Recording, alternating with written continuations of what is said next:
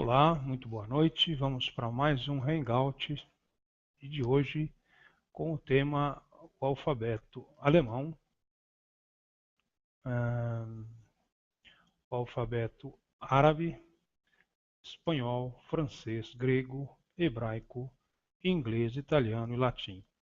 Muito bem. O intuito desse nosso Hangout, embora você também possa ver em algumas fontes e visualizar as letras e os caracteres e programas desses alfabetos, a priori, a princípio, nesse vídeo, nesse Hangout, nós vamos familiarizarmos-nos com os sons desses alfabetos. E aí, para você visualizá-los, você pode pesquisar na internet, cada um deles em separado, e transcrevê-los em uma folha ou imprimi-los e você pode observar a pronúncia e como cada um deles se escreve. Então vamos aí, ok? Eu tirei o vídeo para minha voz não ficar quebrando. Muito bem. Em primeiro lugar, eu gostaria de tecer alguns comentários a respeito de fonologia e fonética e onde se encontra o alfabeto latino. E bom lembrar que fonologia, né, então, é um ramo da linguística que vai trabalhar os fonemas, né? Praticamente os fonemas. Não seria bem isso, mas a gente poderia analisá-los assim como uma molécula, como um átomo. O fonema seria a unidade mínima da fala. Só que a fonologia vai trabalhar com o fonema, né? E geralmente o fonema ele será sempre transcrito entre barras inclinadas paralelas. Então, por exemplo, o fonema não será letras, né? Fonemas não será letras, né? E nem transcrição fonética. Então, nós podemos ter o fonema P, o fonema F, né? O fonema T, né? T, enfim. E, obviamente, a fonologia, então, tratará a respeito do fonema, será transcrito o fonema entre barras inclinadas paralelas e a fonética, por sua vez, irá trabalhar com os sons da fala. A fonética, sim, irá trabalhar com os sons da fala. E você vai observar que nós temos três tipos de fonética, já já nós vamos ver. Né? Nós vamos ver os tipos de fonéticas que nós vamos encontrar. Praticamente nós vamos ter a fonética articulatória, a fonética acústica e a fonética auditiva. Já já nós vamos ver rapidamente cada uma delas. Então a fonética, diferentemente da fonologia, vai tratar dos sons da fala, dos sons articulados da fala humana. Então nós vamos ter aí a transcrição fonética será entre colchetes, ou seja, como a palavra é pronunciada. Se eu tiver, por exemplo, a palavra o significado e o significante, nós teríamos então casa, né? Nós teríamos casa que é escrito com C-A-S-A. O fonema S isolado em intervocálico em português, geralmente faz o sinal também, o som também do Z, o fonema Z. Então nós temos aí casa, C-A-S-A, o significado e o significante. Muito bem. Então nós sabemos que essa palavra é grafada com C-A-S-A e nesse caso aí o S único intervocálico passa a ter o som de Z. Se nós fôssemos transcrever essa palavra foneticamente, nós iríamos fazer o quê? Abrirmos colchetes, que transcrição fonética sempre vai ser entre colchete, porque não é fonema. Fonema é parte da fonologia e é escrito entre barras inclinadas paralelas. Então vamos aí transcrever foneticamente casa. Então abriríamos um colchete, começaríamos com a letra K, para transformarmos no fonema C, né? K, fonema K. A letrinha A continua A mesmo, e para isso muitas pessoas precisariam conhecer também o alfabeto fonético internacional. Então o K, o A, o Z, a letrinha Z, e novamente o A, e fechamos o colchete. Então aí dentro O que nós falamos casa, escrito com C-A-S-A, nós vamos transcrever foneticamente entre colchetes K-A-Z-A. Fechamos o colchetes, temos aí então a transcrição fonética, só para não misturar fonologia com fonética. Fonologia vai trabalhar com os fonemas, unidade mínima da fala, se é que assim podemos dizer. E sempre entre barras inclinadas paralelas. A fonética vai trabalhar com os sons da fala, os sons articulados da fala humana, e geralmente esses sons serão representados pelos fonemas, e é bom saber um pouco a respeito do alfabeto fonético internacional, dê uma olhada nele também. E fonética nós vamos representar então a transcrição fonética entre colchetes, né? Muito bem, então vamos ver rapidamente aí. Fonologia, do grego fonos, voz, som, e logos, palavra, estudo. É o ramo da linguística que estuda o sistema sonoro de um idioma, do ponto de vista de sua função no sistema de comunicação linguística. Esta é uma área muito relacionada com a fonética, mas as duas têm focos de estudo diferentes. Enquanto a fonética estuda a natureza física da produção e da percepção dos sons da fala, chamados de fones, a fonologia preocupa-se com a maneira como eles se organizam dentro de uma língua, classificando-os em unidades capazes de distinguir significados chamados fonemas. F, I, V. Então, F, I, V, né? São exemplos de unidades distintas do português. É o que podemos observar num par mínimo como faca e vaca. F, V. Pois o que garante a diferenciação entre essas duas palavras é a permutação entre os dois fonemas referidos, unidades como D e Z. Por sua vez, não fazem distinção entre palavras no português, embora sejam diferentes sob a ótica da fonética. Eu posso dizer dia ou dia, né? Isso não vai trazer implicação a nível de diferença semântica. Porém, se eu disser faca com F, é diferente de vaca com V. Em quase todas as variedades do português no Brasil, o fonema D é pronunciado de maneiras diferentes, dependendo de sua posição relativa. Outros sons diante de I é realizado como DI, ao passo que diante de outras vogais é pronunciado como D. A diferença na pronúncia do primeiro som das palavras dívida, di, dívida e dúvida, di, di, dívida e dúvida. Por não haver contraste entre as duas formas de pronúncia, a fonologia não concebe os dois sons como fonemas distintos. Entende-os como uma unidade de ponto de vista funcional e examina as condições sob as quais se dá a alternância entre eles. Além disso, a fonologia também estuda outros tópicos como a estrutura silábica, o acento e a entonação. Fonologia gerativa. Há uma abordagem para a fonologia que trabalha com uma contrapartida mental e abstrata do som, baseada em um sistema de traços distintos. Essa abordagem é uma das bases, por exemplo, da fonologia gerativa. A seleção de uma entidade abstrata como foco remete aos trabalhos do Círculo Linguístico de Praga. Nessa abordagem é mais relevante a estrutura de traços de um fonema do que sua realidade concreta. A partir do uso de traços distintivos, em um plano mental é possível explicar fenômenos fonológicos, como da assimilação D por N, D por N, na formação do gerúndio, na forma não padrão do português brasileiro, por dividir muitas marcações de traços em comum com o D e o N, acaba assimilando esse fonema. Pode-se visualizar esse processo através do esquema abaixo. Então, nós vamos ter ND soante, né? Podemos ter ND também quando for soante, nós vamos colocar então o sinalzinho mais no N mais no D, contínuo, sinalzinho menos no N menos no D, anterior mais no N mais no D, coronal mais no N mais no D, sonoro mais no N mais no D. Então nós observamos aí amando, né? Por exemplo, comendo, né? Nós temos aí soante, nós temos anterior, coronal, sonoro, né? E fontes, né? Nós temos várias fontes aí para vocês, se vocês quiserem depois.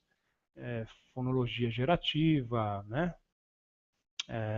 Fonologia. Nós temos fonologia, modelos lineares, gerativa. Enfim, você pode procurar bastante assuntos referentes a esse aspecto da fonologia. E você vai achar bastante bibliografia, com certeza. Fonemas e ortografia. Os sistemas ortográficos de algumas línguas são baseados no princípio fonêmico de um grafema, letra ou combinação de letras para cada fonema e vice-versa. Na prática, esse ideal de biunivocidade nem sempre é alcançado, sendo mais aproximado em algumas línguas do que em outras. Em português, por exemplo, o mesmo som é por vezes representado de maneiras diferentes dependendo da palavra. Então, nós podemos ter o X, né, em xadrez, como o som do CH em chuva. Podemos ter também outras possibilidades, né, do som praticamente X ter o som de S, né, máximo, ou KS. Às vezes nós podemos falar táxi. Então existem essas variantes, né?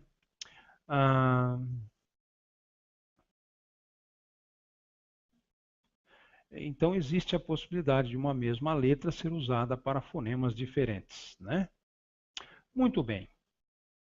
Para inequivocamente representar todos os sons da língua ou das línguas humanas, fonólogos e foneticistas empregam alfabetos fonéticos projetados com o objetivo de caracterizar precisamente cada símbolo. O mais conhecido deles é o alfabeto fonético internacional. Então eu faço um parênteses aqui, justamente o que eu disse no início da leitura, para vocês observarem o alfabeto fonético internacional e a sua simbologia. É uma convenção entre os fonéticos, entre os foneticistas e os fonólogos e os linguistas, para facilitar um pouco a questão da pronúncia das palavras de diferentes idiomas. Então, esse alfabeto fonético internacional não é um simples alfabeto, mas é uma convenção fonética que irá ajudar e servirá para todas as línguas naturais existente hoje na nossa história humana aí. Então é conhecido como IPA, na sigla em inglês, International Phonetical Alphabet. Uma das convenções largamente utilizadas em estudos da área é usar colchetes para delimitar a transcrição fonética, barras inclinadas à direita para delimitar categorias ou sequências de fonemas e parênteses angulares para determinar cadeias de caracteres, palavras, etc. de uma língua. Alguns temas aí praticamente relacionados ao alfabeto fonético internacional, seria muito bom observar, entonação, fonologia da língua portuguesa e par mínimo. Fonética agora. A fonética é o ramo da linguística, então tanto a fonética como a fonologia fazem parte da linguística, que estuda a natureza física da produção e da percepção dos sons da fala humana. Preocupa-se com a parte significante do signo linguístico e não com o seu conteúdo.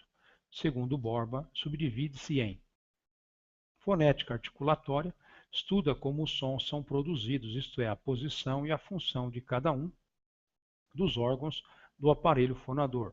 Então você vai ter a questão da língua, dos lábios. Se você for mais adiante aí, existe então o alfabeto, existe o aparelho fonador, que é responsável pela articulação dos sons da fala, e nós vamos observar que nessa produção e articulação dos sons da fala entram a língua, os lábios, os dentes, o palato, a campainha, as cordas vocais, enfim, os pulmões, né? As fossas nasais, a boca fossas bucais, de uma forma geral, né?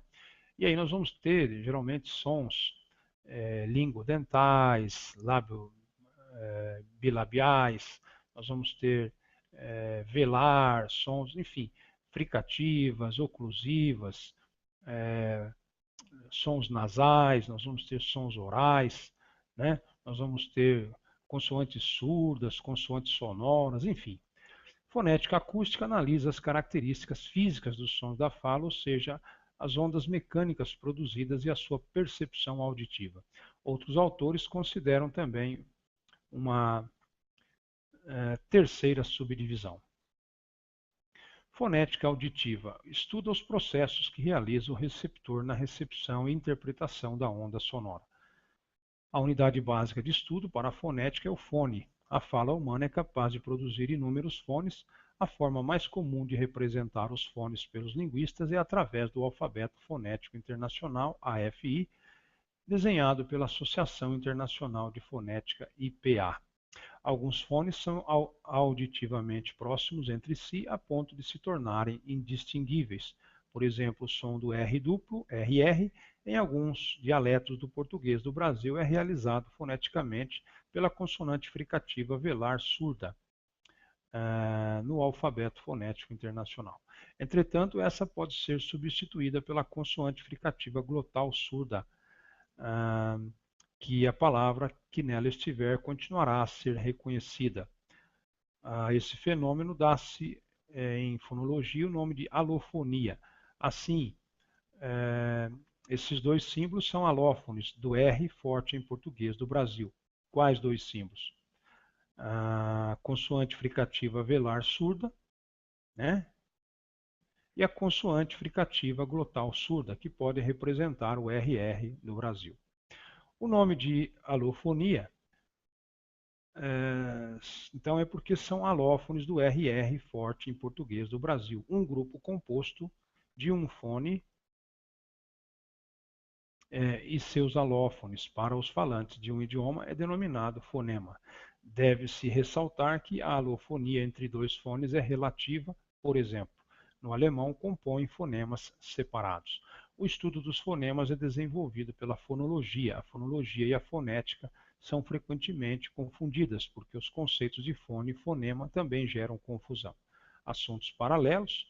Nós já falamos então, alfabeto fonético internacional, muito importante, fonologia, e SAMPA, Speech, é a sigla de Speech Assessment Methods Phonetic Alphabet.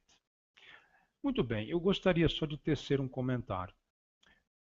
Nós vamos observar agora a importância do alfabeto fonético internacional no aprendizado de uma língua, ou uma língua estrangeira, ou uma segunda língua, etc. Por quê?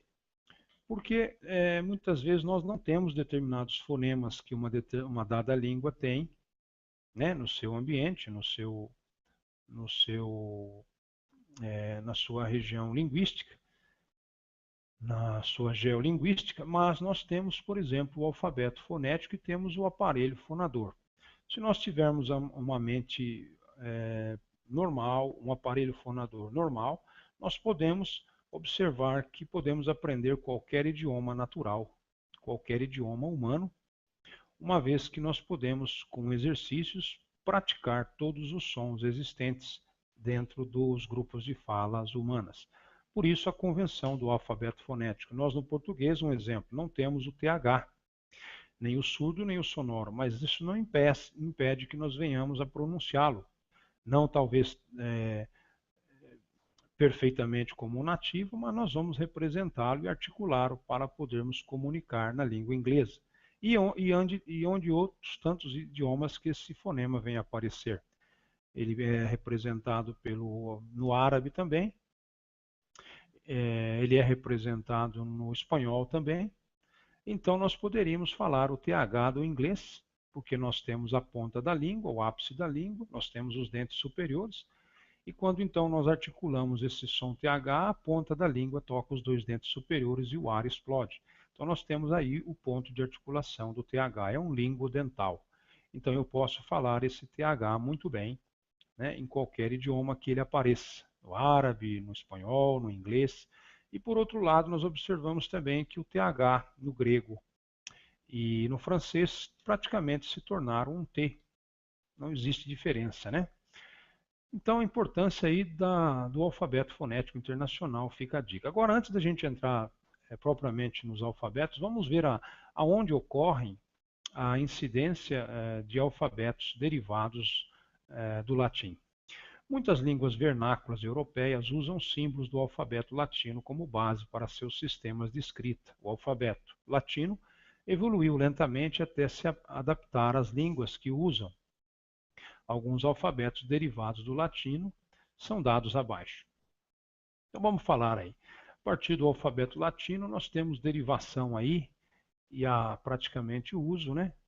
E a herança e incorporação no albanês, no alemão, no bielorrusso, no catalão, no tcheco, no dinamarquês, no eslovaco, esloveno, espanhol ou castelhano, esperanto, estoniano, faroês, finlandês, flamengo, francês, gaélico, galês, holandês, húngaro, inglês, islandês, italiano, letão, lituano, maltês, norueguês, né? Português, romeno, sueco, turco e vietnamita. Existe então a incidência do alfabeto latino em todos esses idiomas, ou seja, o alfabeto latino está presente em todos os alfabetos desses idiomas. Então, é bom lembrar. Agora, o alfabeto alemão, nós vamos falar das Alphabet, né? O alfabeto neutro, começando explicando, ele é neutro no alemão e masculino no português. Então tem muito substantivo heterogenérico entre o alemão e o português, né? A, um A longo, B, C, D. Nós vamos falar não as letras, mas praticamente vamos se preocupar somente hoje, não com a simbologia, mas com os sons. E depois você pode, como eu disse lá no começo também, abrir uma pesquisa aí, conseguir os alfabetos, visualizá-los e praticamente praticar a sua pronúncia. A longo, B, C, D, E, F, G, H, I, J, K, L, M, N, O, P, Q, R, EA, às vezes, porque nós vamos ver que o britânico e o alemão geralmente não falam R caipira nem R áspero, aspirado em final, né? Mas, geralmente um prolongamento do R, né? Então, se você ouvir um britânico falar car, como o americano fala o nosso R final caipira, o britânico vai falar ka, um alongamento da vogal. E o alemão também tem isso, né? Ele não vai falar der, vai falar der.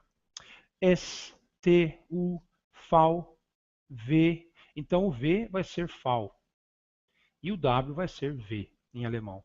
X, Y, Z. Nós vamos ver também aí com o tempo, né? As influências do grego em todos esses idiomas aí, os fonemas gregos, né? Nesses idiomas que nós estamos vendo moderno aí. Umlaut, sinal de metonia, metafonia. O que significa isso? Esse sinal é um trema que pode ser colocado de forma suprassegmental no A, no O e no U, alterando os sons da vogal A, O e U. A com trema vai ser praticamente E. O com trema vai ser E. U com trema vai ser I, né? Então, A para soletrar a umlaut, Tränen, Tränen, Tränen, lágrimas, som entre A e o E em português. O com umlaut, Ö, röhren, röhren, ouvir, lábios de quem fala o, mas som de E.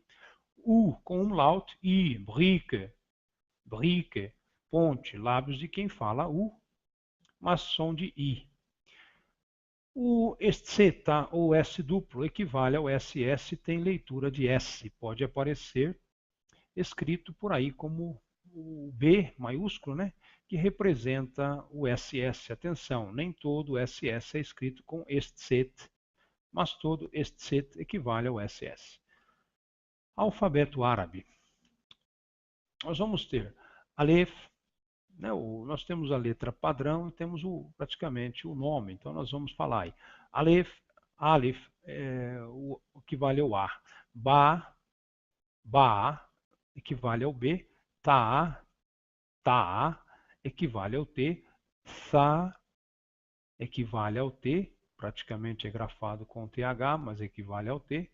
Jim, às vezes pode ser em alguns países árabes, como o Egito e alguns outros, pode ser falado como Gá e ainda como Di, né? James.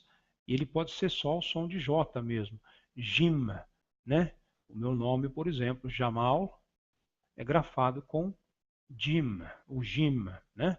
Ele pode ser grafado com J, com J e com Gá no Egito, né? Quando nós tínhamos lá Gamal Abdel Nasser, era falado, era grafado e escrito com esse Jim, que em alguns países árabes tem suas variantes. Pode ser J, pode ser J e pode ser Gá. Ra, né? Esse som é um som gutural um pouco complicado para nós no português, né? E também um outro aí mais forte ainda, mais gutural, Ha, né? E aí nós precisamos exercitar, é muito difícil para nós falarmos esses sons guturais do árabe aí. Mesmo eu sendo descendente, quando estive no Líbano, eles riam quando eu pronunciava porque ficava um pouco a desejar. Dal, D, Thal, ou Dal, D, Ra, ou Ra, R, Zai, ou Zaj, Zai, Z, Sin, S, Shin, também é um S, mas é praticamente quase um SH. Saad é o S também. Daad também é um D. Nós vamos observar que existem algumas consoantes que se repetem, mas umas são mais enfáticas que as outras. Ta, T, Da, D, Ain. Esse não tem praticamente uma força gráfica, né? Mais uma questão de pontuação fonética ou fonológica. Rain, nós temos outro gutural aí, G, né? Fá, F, Kaf, Q, às vezes você ouve também Kef, para diferenciar do que vem aí, Kaf. Então, primeiro lá, nós vamos falar Kef, seria o Q, e Kaf seria o K. Lam seria o L, Mim seria o M. Observe que essa terminação M em árabe é um pouco diferente da do português, né? Eles praticamente falam a vogal A antes do M, bastante aberta, e o M é bem pronunciado. Lam, Mim, né? Então, Lam, L, Mim, M, Nun, N, Ra, H. Esse mesmo H pode ser chamado T marbuta. Se esse símbolo for com dois pinguinhos em cima, ele terá a pronúncia de T, né? Em finalização, ele pode, em árabe, não necessariamente ser pronunciado. Uau, nós temos aqui praticamente a vogal consoante, a vogal U longa. Nós vamos ver que depois existem algumas variantes de vogais curtas em relação às vogais consoantes chamadas longas, né? E há o I, né? Então nós temos aí esses alfabetos aí. Vou repetir: Aleph, Ba, Ta, Da, Jin, Ha, Ha, Dal, Thal, Ra, Zai, Sin, Shin, Saad, Da, Ta, Da, Ain, Hain, Fa, Kef, Kaf, Lam, Mim, Nun, Ha, Waw, Ya. E temos o Hamza, né, que seria um sinalzinho também suprassegmental que nós usamos às vezes com o som de A. O Hamza ocorre normalmente como um pequeno acento sobre geralmente Aleph e U ou Ya, e há ainda duas variantes, cada uma usada em contextos espaciais. Agora vamos ver aqui as características especiais da árabe. Variantes mais comuns. Alif maksura, variante do sufixo de A, tem o valor de A em outras situações. Ligação entre lam e alef, al. Nós temos ta marbuta, normalmente terminação feminina, at, mas o T é omitido, exceto em casos especiais. Muda para T quando os sufixos são adicionados. Shadda marca a geminação de uma consoante, kasra, ver abaixo, faz a transição entre shada e a consoante geminada, quando presente, não é usada de forma consistente nos textos modernos. Vamos observar, nós temos no alfabeto, né, nós temos Aleph, Aleph, uma vogal praticamente consonantal, tem um valor longo. Nós temos o Waw, também no alfabeto, que também, por ser longa, tem praticamente um valor consonantal. E o Ya também vai ser a representação, o Aleph vai ser do A, o Waw vai ser do U, e o Ya também longo vai ser o I. Então, essas três diferenciações nós vamos ver agora das vogais curtas. Então, nós vamos ter sukun, marca uma consoante sem vogal a seguir. Praticamente seria uma pausa.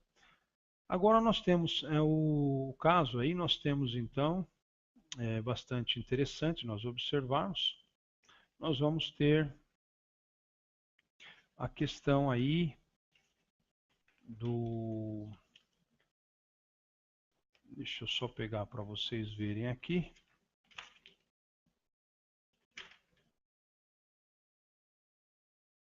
Nós temos a questão então aí do Fatha, né? Que será o A breve, será colocado acima da letra, como se fosse um acento tônico. O Fatha, né? Seria praticamente uma abertura, Fatha, né? O Kasra seria uma quebra, seria um rompimento momentâneo, um I breve, né? Seria representado por um sinal do acentinho tônico abaixo da letra, abaixo da linha. E Dhamma, o Dhamma seria praticamente um pouco de arredondamento dos lábios, seria representado pelo Waw do alfabeto, né? Representando um U.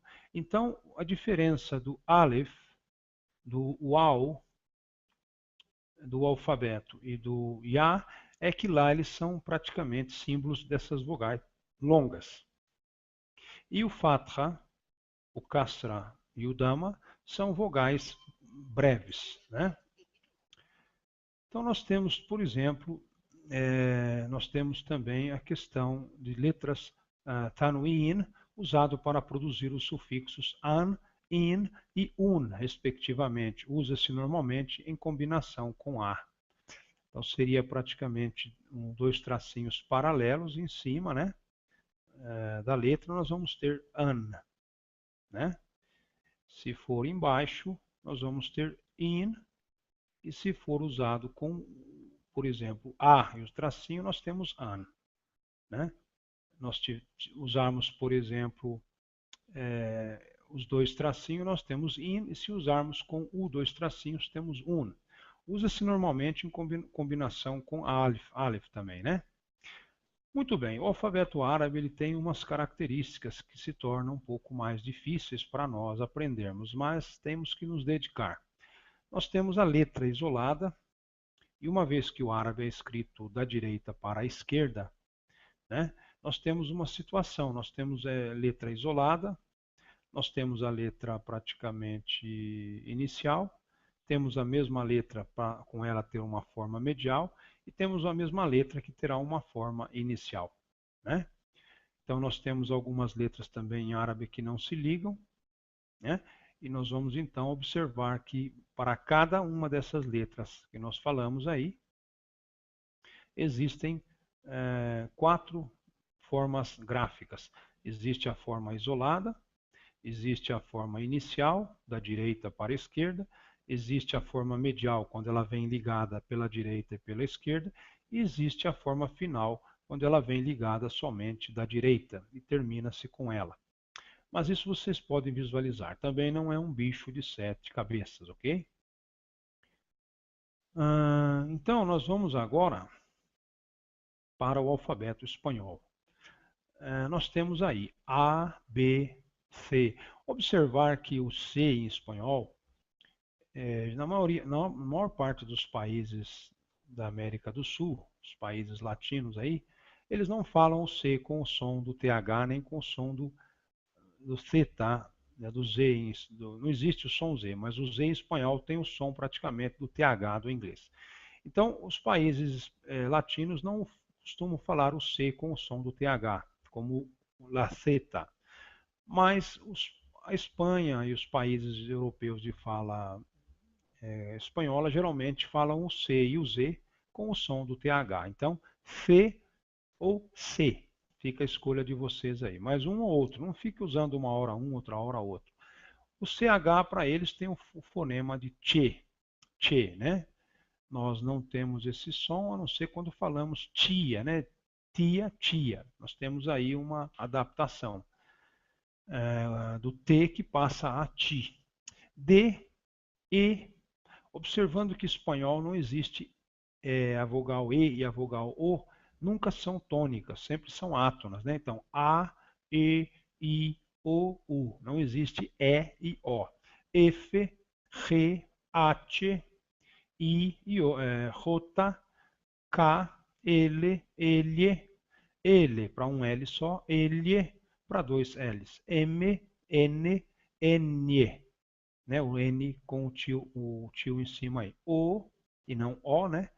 P, Q, R. O R sempre vai forçar vibrar um pouquinho a língua, a ponta da língua, né? R, um R vibra um pouco, dois R's vai obviamente vibrar um pouco mais.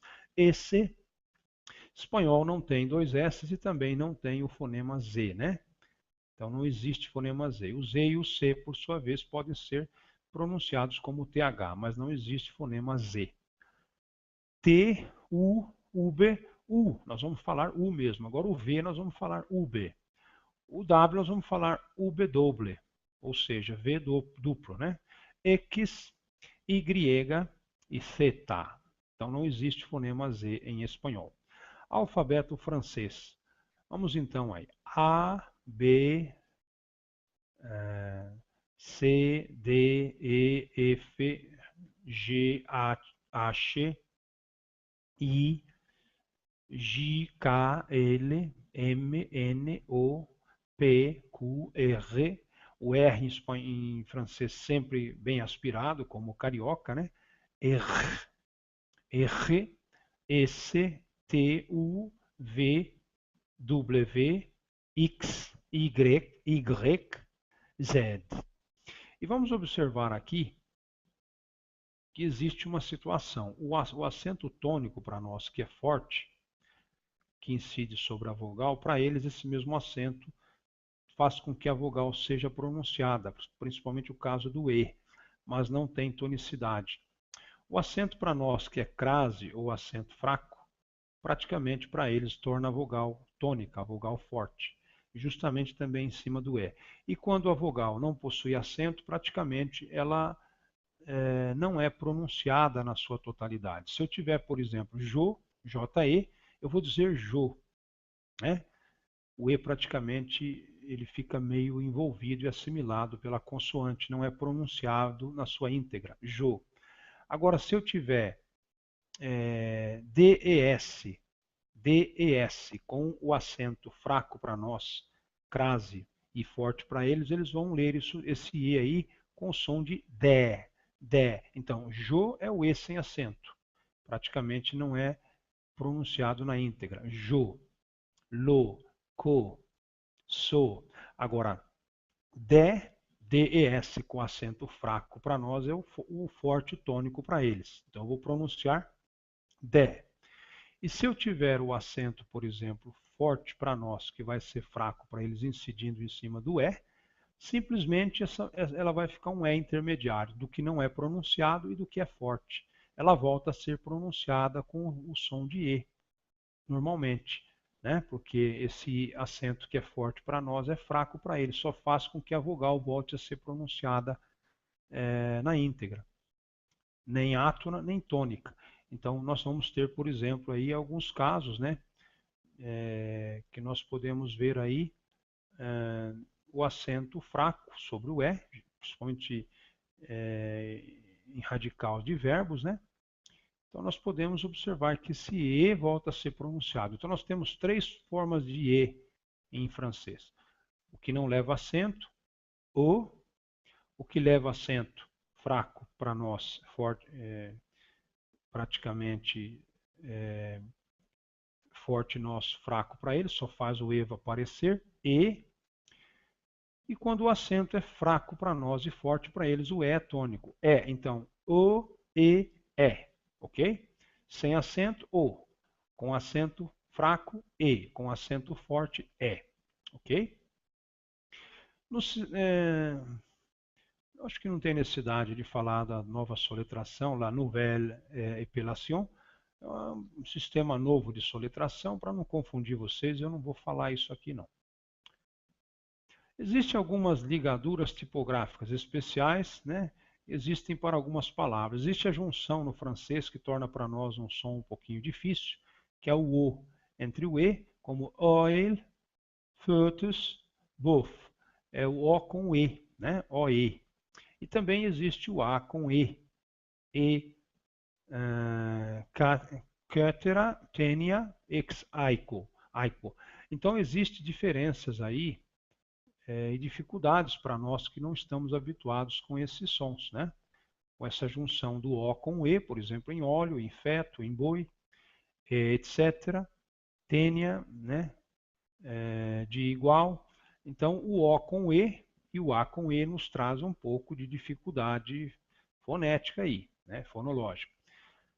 E nós observamos então que existe uma herança do grego, do Y, do grego, em que o U em francês ele vai ser pronunciado provocando o arredondamento dos nossos lábios, é onde se diz que o francês faz biquinho. Então toda palavra que for grafada, escrita com U, obviamente os lábios irão se arredondar e nós vamos falar quase que um I, e ele, para se diferenciar do I vogal, ele é representado justamente por um Y no alfabeto fonético internacional. Observações. W e Q são raramente usados, exceto em empréstimos ou palavras regionais. O ditongo OU é usado para representar o som de W e o Q possui uso mais frequente que no inglês. As vogais são A, E, I, O, U, às vezes o Y, né? Por causa do U com biquinho.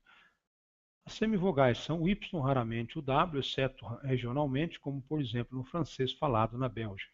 Os diacríticos são o acento agudo, ok? O acento agudo é o forte para nós e fraco para eles. O acento grave, fraco para nós e forte para eles, principalmente na incidência do E. O acento circunflexo, praticamente só tem uma delongação um pouco maior da duração da vogal.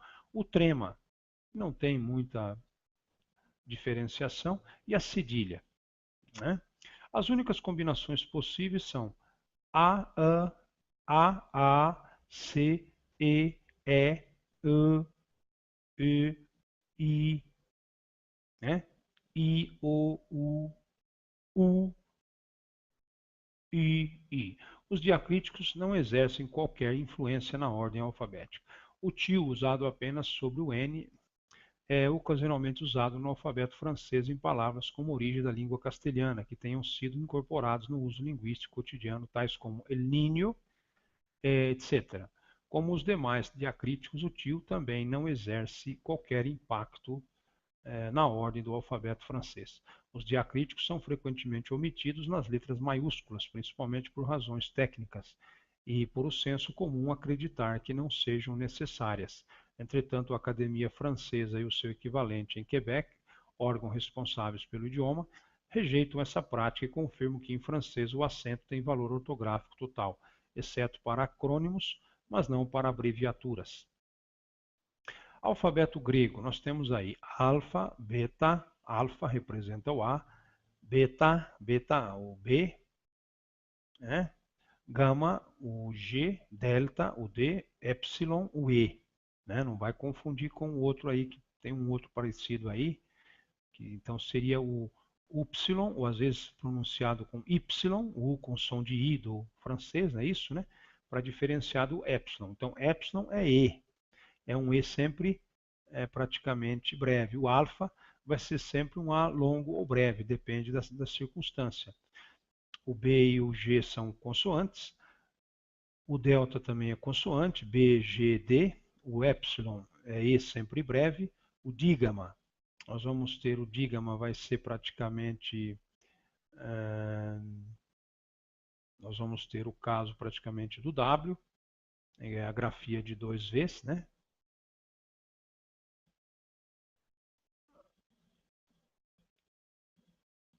Não, desculpa, grafia de 2Vs aí.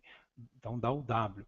Estigma ou sigma, né? Nós temos aí, a grafia é de sigma e tal. Então nós temos o sigma, né?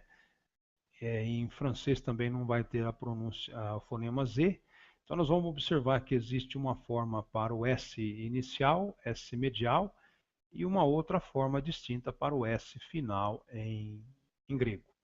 O zeta é praticamente o encontro do D com o Z, ou D com S, e deu esse som no Z italiano, né? Por exemplo, ragazzo, ragazza, né? Então, essa é uma herança que foi lá para o italiano. O eta é um E sempre longo, né? Ele vai ser praticamente um E longo, diferente praticamente do epsilon, que será um E breve. Nós precisamos observar isso nesse quadro do alfabeto grego, né? Existem algumas vogais que são que são vogais idênticas com nomes diferentes. Umas podem ser breves e outras longas. O eta, né? Nós temos aí o reta, o H, o teta, o TH, o iota seria o I ou o J, o kappa seria o K, o lambda seria o L, o mil seria o M, o nil seria o N. Nós podemos ter outros sons também. Nós temos aí mem e nun para mil e nil. Xi seria o encontro de KS. Ômicron, sempre o sempre breve. Pi, nós temos, lembra aí do símbolo pi da matemática, quando a gente aprendia na escola, né, o pi. Então é esse símbolo aí do grego. Por exemplo, nós temos aí o san, o S, pode ser também sad, esse som já não é mais muito usado. Show também é uma origem certa. O copa, chamado cof, é o Q. O rho é o R. O sigma é o S. O tal é o T. Né? Então o sigma nós vamos ter três sons para ele aí, três situações para ele aí. O sigma maiúsculo inicial, o sigma medial e o sigma final. Então nós precisamos observar, são três tipinhos diferentes aí para o sigma. Sigma maiúsculo inicial, sigma medial e o sigma final. Tal seria o T. E cuidado agora aí, hein? Esse Y, que nós falamos quase igualzinho o U do francês, né? Por isso o francês herdou. E também igual o U do alemão com trema. Então, quando nós falamos esse Y, o U se torna um I, Y. Então, isso foi levado até o francês. Quando falamos o U do francês, fazemos biquinho. E quando falamos também o U com alemão, o U do alemão com trema, também acontece a mesma coisa. O Fi é o PH ou F. O Ri é o K com H, pode ter o som gutural, né? O Psi, nós tivemos o encontro do dígrafo PS, como em psicologia, psicossomático. E veja bem, nós tivemos lá em cima o Ômicron. Né? Nós temos a questão dessas variantes aí, desses opostos aí. O Ômicron é O sempre breve. O ômega é O sempre longo. Né? Então nós vamos ficar aí com esse alfabeto, essas letras do alfabeto. E vamos então continuarmos. Eu vou só repetir para vocês aí. Acho que não tem necessidade de repetir os nomes. Então, depois vocês tomem só cuidado que em grego, né? Eu vou repetir para vocês então. Aleph, Beit, Veit, Gimel, Dalet, He, Waw, Zain, Heit, Teit, Yod, Kaf, Raf. Agora nós temos aqui o Raf Sofit, Lamed, Mem e Mem, sofit, nun e nun sofit, samer, ein, pe, fe e fe sofit, tzadi e tzadi sofit, kof, reish, shin, sin, tal. Observe que nós vamos ter vogais breves. As consoantes Aleph e Ain não têm som, transcrição fonética, são mudas e assumem o som de suas vogais e são representadas na transliteração para o português apenas pelas vogais que a acompanham. Agora, existem algumas situações aqui. Nós temos o patar, que é uma vogal A breve. Nós temos o segol, que é um E vogal breve. Nós temos um hirik, que é um I vogal breve.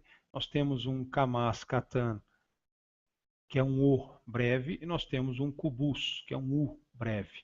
Nós temos as vogais longas, que é o kamas, A longa. Serei, que é um E longo. Hirik, gadol, que é um I longo. Rolam, uau, que vai ser uma vogal longa, O longo. Rolam também vai ser uma outra forma de um O longo, a vogal O longa. Shuruk, também um U longo, um U vogal longa. Vogais dissolvidas, nós vamos ter Sheva, Anar, E dissolvida. Nós vamos ter Hataf, Patar, A dissolvida. Hataf, Segol, E dissolvida.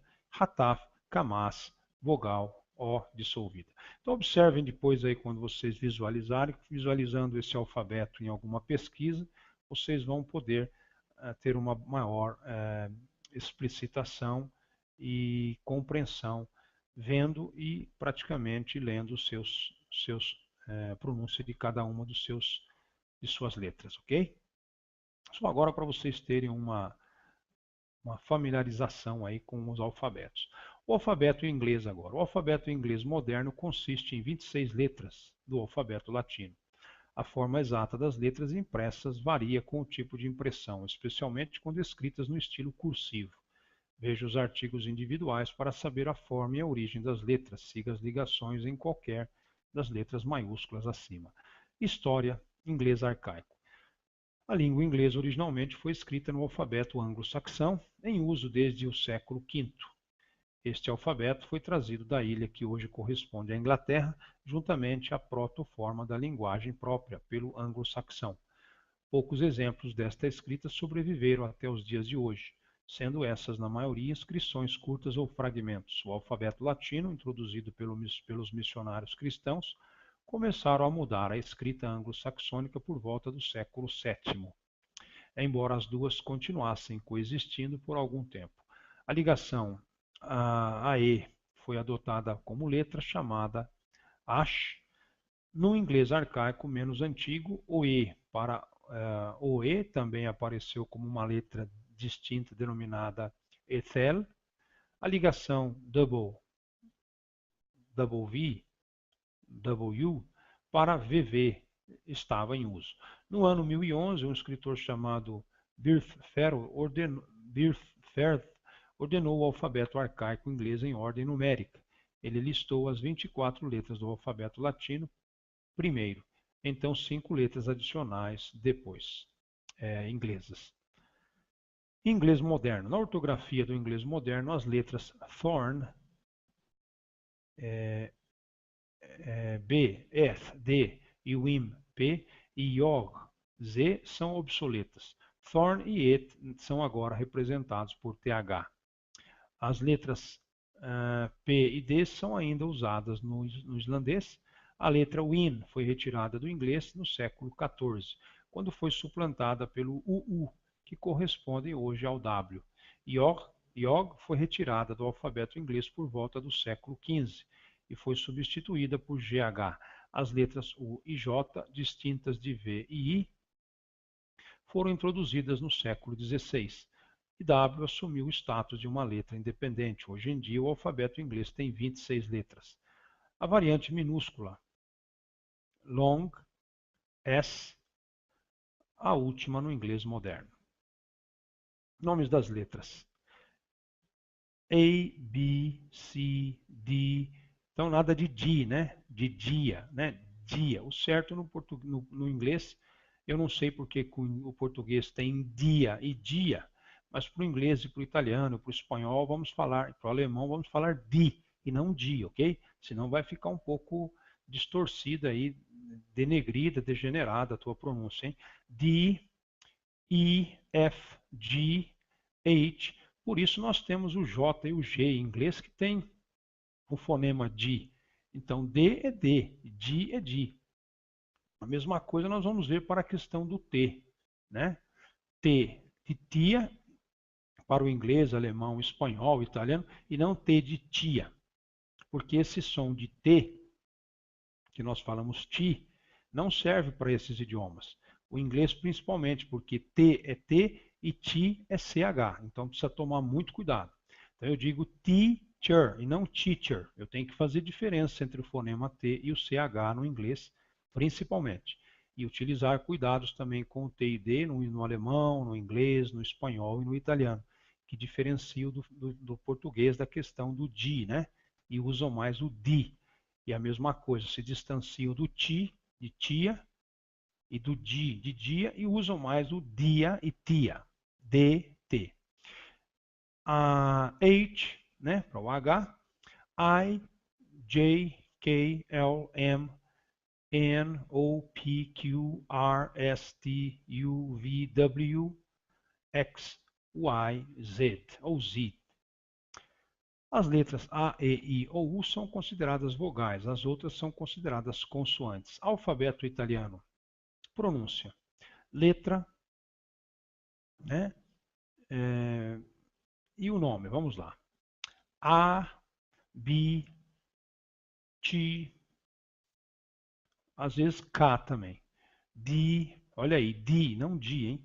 E ou E, F, G, A, Acha, né? I pode ser representado foneticamente por um I ou por um J com pinguinho em cima.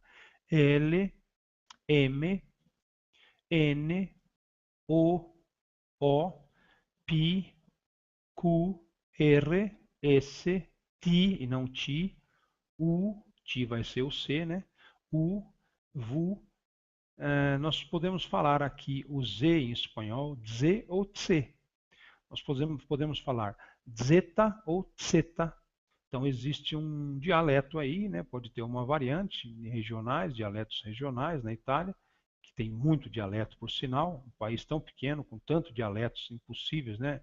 Da gente até se comunicar, às vezes um italiano do norte tem dificuldade em se comunicar, entre aspas, né? Exagerando um pouco, com o italiano do sul, porque a Itália é tão pequena, mas ocorrem muitos dialetos, né? Muitas gírias, muitos dialetos que acabam misturando muito a língua italiana. Então o Z, por exemplo, né, zeta, pode ser falado DZ, Z ou TS, C. Vogais. O alfabeto italiano possui 5 vogais, A, E, I, O, U. Destas apenas o A tem um valor sonoro, ao passo que cada uma das demais letras tem 2 valores sonoros. Além disso, as letras E e I afetam a pronúncia do T, ou do K, ou do J, que lhes antecede. Veja abaixo. T e G. As letras T e G representam as consoantes K e G, quando aparecem antes de A, O, U ou de qualquer consoante. Quando aparecem antes de I ou E, elas representam os sons T, como o T em português brasileiro, de ti, né? E Di como a pronúncia de Di em certas regiões do Brasil, Di, Dia, respectivamente. A letra também pode funcionar como meramente indicadora de posição palatal de um ti ou de um g ou de um g antecedente, como em tia, tu, etc. A letra at é usada após o ti e antes do e ou do i para dar o som normal do k. E o h por si próprio é uma letra muda. Desta forma, CHE representa que ou que e CHI, que. É possível perceber isso através da formação de pares alófonos, como na tabela seguinte. Antes de A, O e U, antes de I e E. Consoante oclusiva, caramela, galo, caramela, giallo. Então nós temos aí Tina, desculpa, antes de IE, quina, antes de IE, GH vai se tornar giro, né? Tina e giro. Então nós precisamos tomar cuidado, né? Caramelo, caramelo, galo, giallo, quina, tina, giro, giro. A letra G é também usada para marcar a característica palatal do L ou do N seguinte, exceto no caso de estrangeirismos, como o L e o I seguinte também é necessário, embora também possa ser tônico ou átono. Família, né? Nós temos aí família, que em português é grafado com F-A-M-I-L-I-A, e em italiano F-A-M-I-G-L-I-A. Praticamente, né, nós temos a mesma pronúncia, família, família. O dígrafo SC é usado para representar o som sh, exceto em alguns dialetos do norte da Itália. Olha os dialetos aí. Os sons intervocálicos, L, N e X são geminados. Demais letras. A letra H no início de uma palavra é mudo. Seu uso consiste na distinção entre O, ai, a, ano. O único caso em que se utiliza a palavra H no italiano é na conjugação do verbo avere, né, na primeira, segunda, terceira pessoa do singular e terceira do plural. Então, a conjugação do presente indicativo do verbo avere, ter em português, de, ou, ai, a.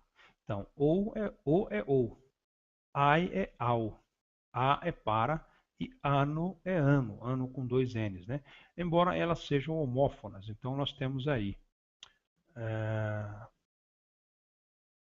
o H também é usado em combinações com outras letras. Veja acima. Então, quando nós temos o verbo lá, o, e o é ou, sem H. Ai, com H é o verbo. Ai, sem H é ao. A, com o verbo é ter. A, sem o H é para.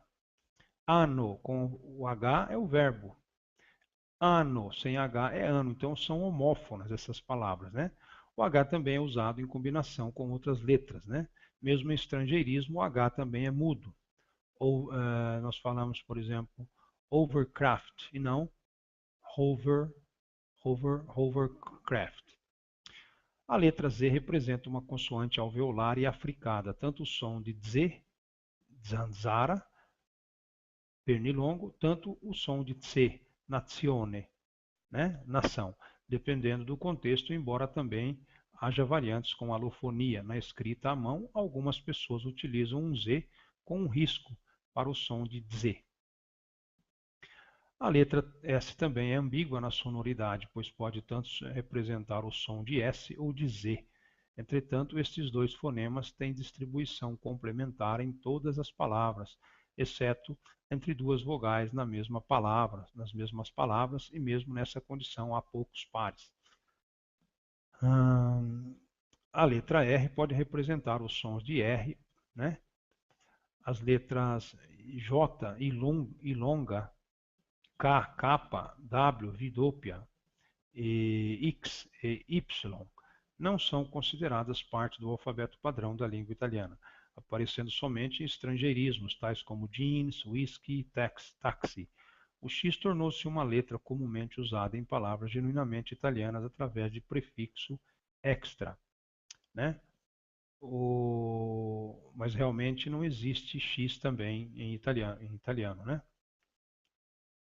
As palavras grafadas com X em italiano se escrevem com S com som de Z. O J em italiano é uma versão ortograficamente antiquada do I, aparecendo no nome próprio, Jacopo, como em certos topônimos italianos, como por exemplo nas cidades de Baiardo, Boiano, Buia, Castel de Judica, Iacurso, Elce, Iene, Ierago, Orago, Ierso, Iesse, Iessolo, Iolanda de Savoia, Ionade, Iopolo, laiático. Então, geralmente, eles vão falar o J com som de I. Alguns locais, se falarem com J, é algum dialeto, alguma influência estrangeira, né? Giuseppe, Giatto.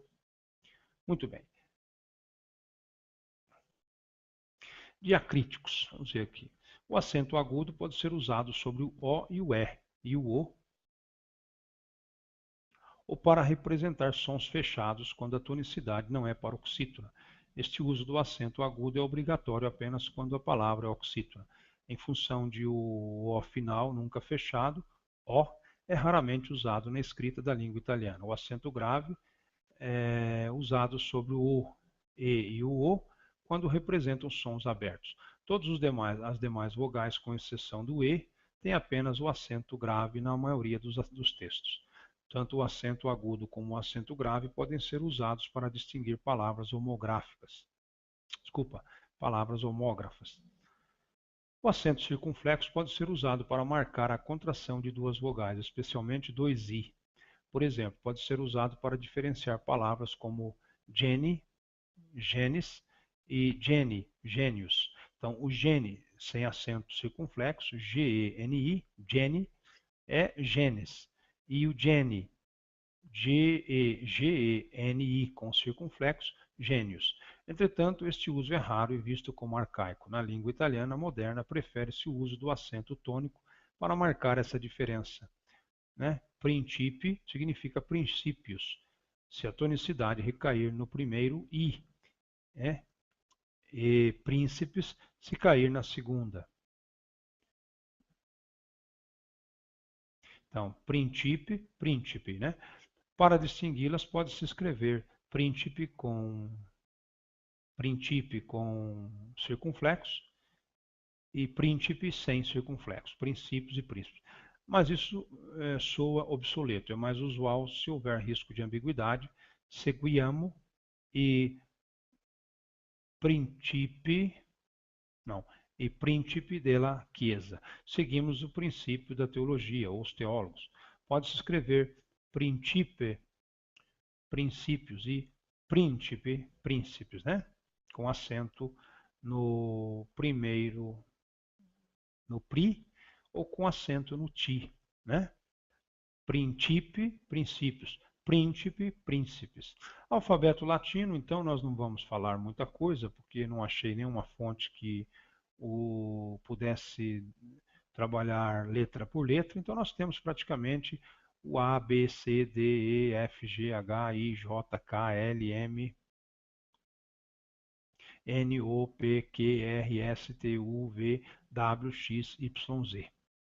O alfabeto latino ou romano foi criado no século VIII a.C., mais precisamente 753 a.C. De acordo com a lenda, baseou-se no alfabeto etrusco, que derivava do grego. Das 26 letras etruscas originais, os romanos adotaram 21. O alfabeto latino original era A, B, C, D, E, F, H, I, K, L, M, N, O, P, Q, R, S, T, V, X, Z. A única coisa que nós podemos dizer é que eles não possuem, por exemplo, o J no alfabeto original. E uma outra coisa, o J passa a ter valor de I, o C tem o valor de, dependendo do latim, se for latim, a pronúncia de repente, se você tiver, no caso, o latim vulgar, pode ter uma pronúncia para essas letras. Por exemplo, o latim eclesiástico pode ter outra, o latim moderno, o latim clássico. Então nós precisamos observar as diferenciações que podem ter aí nas várias etapas, né, e nos estágios de tempo aí. É mais um problema mesmo de estudar o latim de forma cronológica, né? E não somente, também de forma sincrônica, mas situar, se você está falando do latim vulgar, se você está falando do latim eclesiástico, do latim clássico, muito bem. Então o C pode ter o som de K antes de algumas vogais ou T. Por exemplo, você ouve alguém falar pace, paz, né? E às vezes você pode ouvir pache, né? O mesmo C. E às vezes você pode ouvir antes de ir quicada, né? Cigarra. Então, geralmente o L é velar, não é diferente de U. Eu digo como se eu dissesse fedele, né? Legal, e não ao, legal, né? Como mal em português, que eu não faço diferença final entre L e U. É um exemplo bastante clássico. Isso aí também se estendeu para o francês, o espanhol, o italiano, o alemão, o inglês, que possuem L velar. O M e o N também são bastante nasais, mas são bem pronunciáveis, né? E provocam a abertura da vogal anterior. Então eu digo am e não am, como no português, né? Que nasaliza demais e nasaliza também a vogal, além de torná-la nasal, fecha mais, né? E N também vai abrir a vogal e ser pronunciado N. Questão do V também, né? Questão do V, o V vai ser pronunciado como U, né? E não como V. Se eu falar vida em latim, eu vou falar vita e não vita, né? Então vamos encerrando por aqui. Até um próximo Hangout. Uma boa noite a todos. Nós vamos encerrando e no próximo Hangout de amanhã eu vou postar um Hangout a respeito dos traços fonológicos, os traços distintos e aquilo que há de idêntico e semelhante, praticamente, no português, inglês, francês, espanhol, alemão, italiano, latim, grego, e provavelmente nós vamos ver então o que há aí de idêntico e o que há de contraditório. Obrigado então pela atenção, até um próximo Hangout.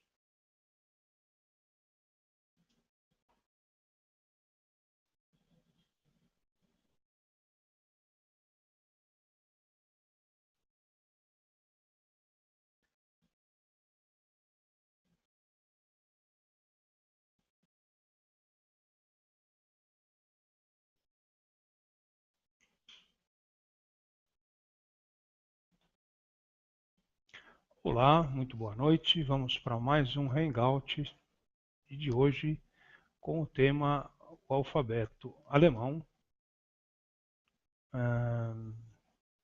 o alfabeto árabe, espanhol, francês, grego, hebraico, inglês, italiano e latim. Muito bem.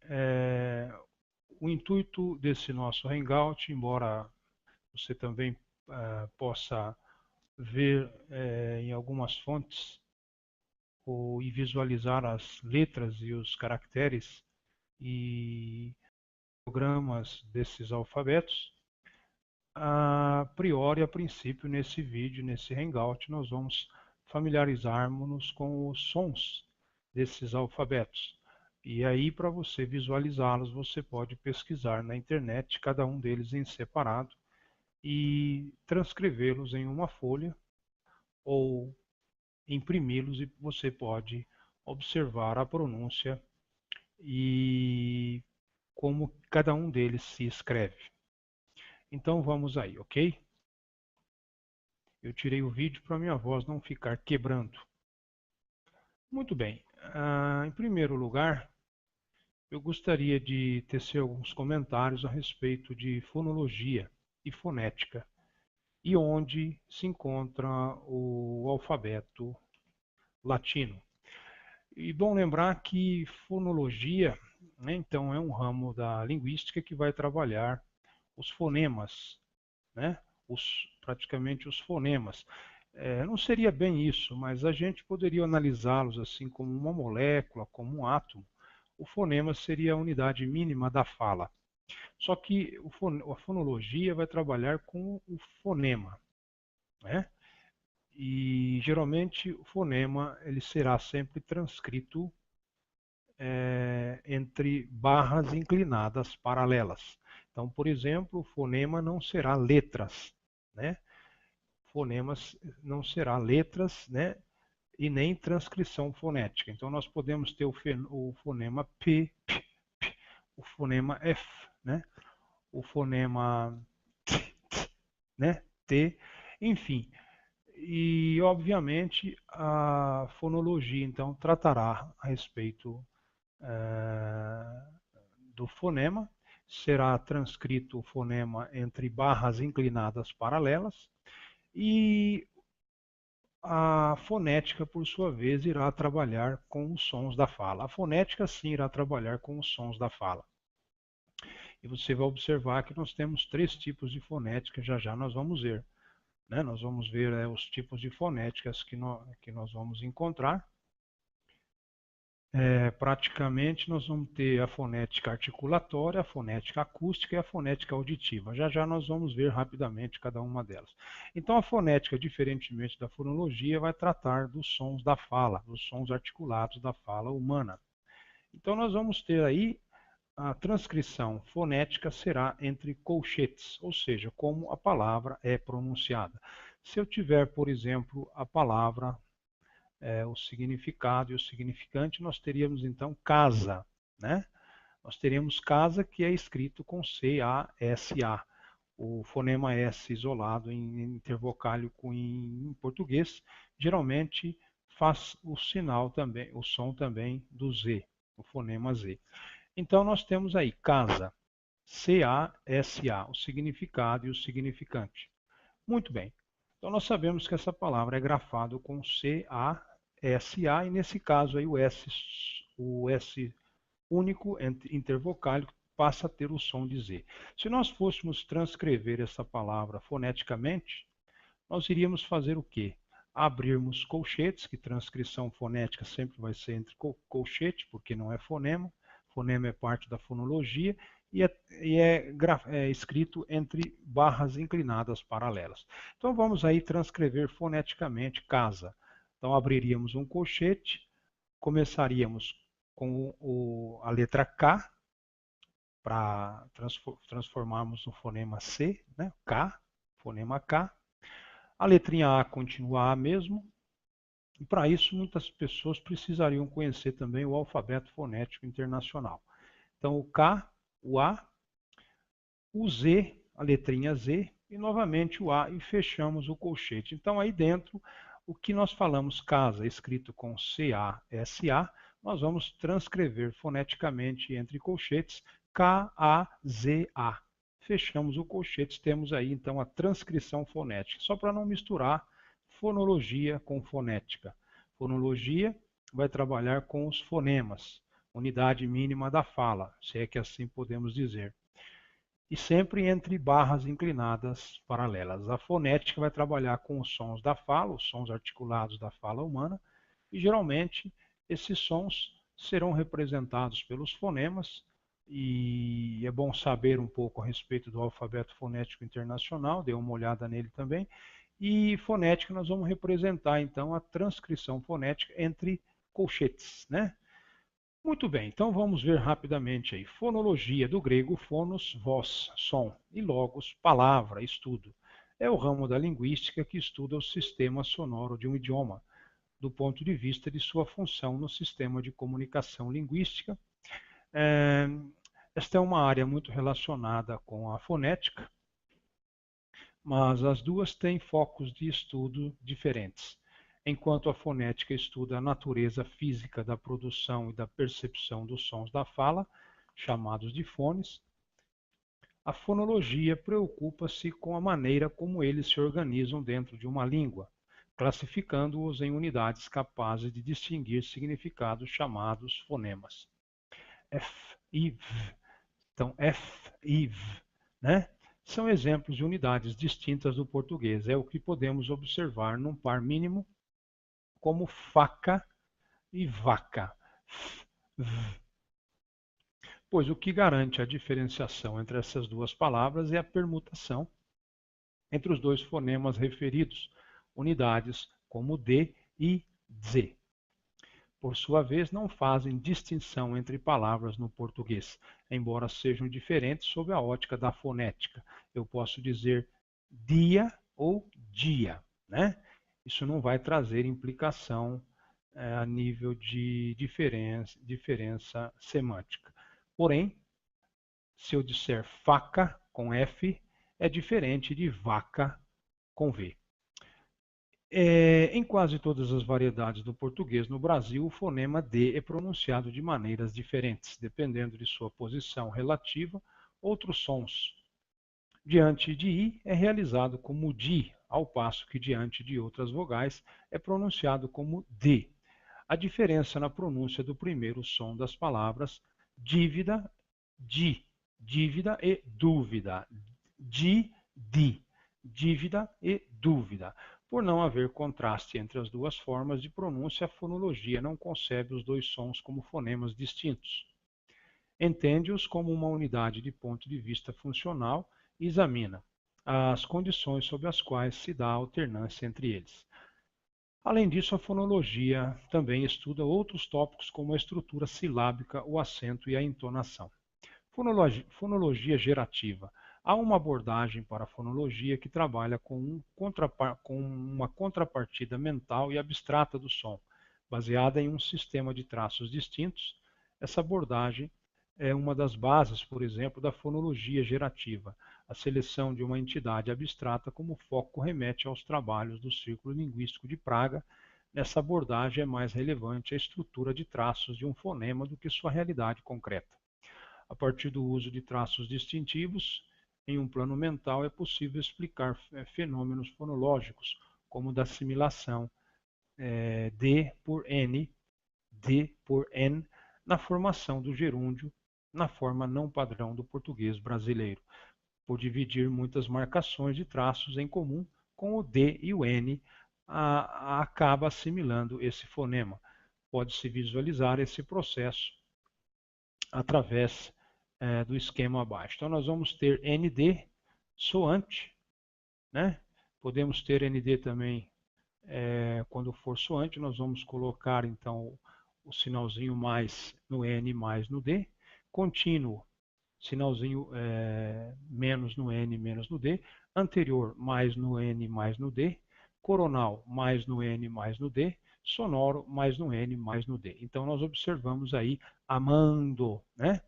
Por exemplo, comendo, né? Nós temos aí soante, nós temos anterior, coronal, sonoro, né? E fontes, né? Nós temos várias fontes aí para vocês, se vocês quiserem depois. Fonologia gerativa, né? Fonologia. Nós temos fonologia, modelos lineares, gerativa. Enfim, você pode procurar bastante assuntos referentes a esse aspecto da fonologia. E você vai achar bastante bibliografia, com certeza. Fonemas e ortografia. Os sistemas ortográficos de algumas línguas são baseados no princípio fonêmico de um grafema, letra ou combinação de letras para cada fonema e vice-versa. Na prática, esse ideal de biunivocidade nem sempre é alcançado, sendo mais aproximado em algumas línguas do que em outras. Em português, por exemplo, o mesmo som é por vezes representado de maneiras diferentes dependendo da palavra. Então, nós podemos ter o X, né, em xadrez, como o som do CH em chuva. Podemos ter também outras possibilidades, né, do som praticamente X ter o som de S, né, máximo, ou KS. Às vezes nós podemos falar táxi. Então existem essas variantes, né?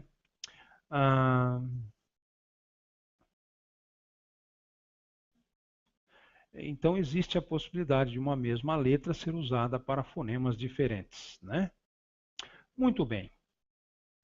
Para inequivocamente representar todos os sons da língua ou das línguas humanas, fonólogos e foneticistas empregam alfabetos fonéticos projetados com o objetivo de caracterizar precisamente cada símbolo. O mais conhecido deles é o alfabeto fonético internacional. Então eu faço um parênteses aqui, justamente o que eu disse no início da leitura, para vocês observarem o alfabeto fonético internacional e a sua simbologia. É uma convenção entre os fonéticos entre os foneticistas e os fonólogos e os linguistas, para facilitar um pouco a questão da pronúncia das palavras de diferentes idiomas.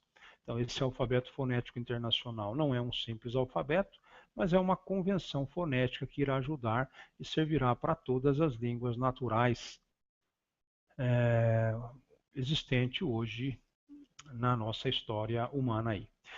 Então, é conhecido como IPA, na sigla em inglês,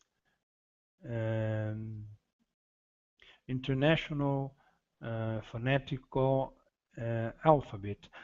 Uma das convenções largamente utilizadas em estudos da área é usar colchetes para delimitar a transcrição fonética, barras inclinadas à direita para delimitar categorias ou sequências de fonemas e parênteses angulares para determinar cadeias de caracteres, palavras, etc. de uma língua. Alguns temas aí praticamente relacionados ao alfabeto fonético internacional, seria muito bom observar: entonação, fonologia da língua portuguesa e par mínimo. Fonética agora. A fonética é o ramo da linguística, então tanto a fonética como a fonologia fazem parte da linguística, que estuda a natureza física da produção e da percepção dos sons da fala humana. Preocupa-se com a parte significante do signo linguístico e não com o seu conteúdo. Segundo Borba, subdivide-se em fonética articulatória, estuda como os sons são produzidos, isto é, a posição e a função de cada um dos órgãos do aparelho fonador.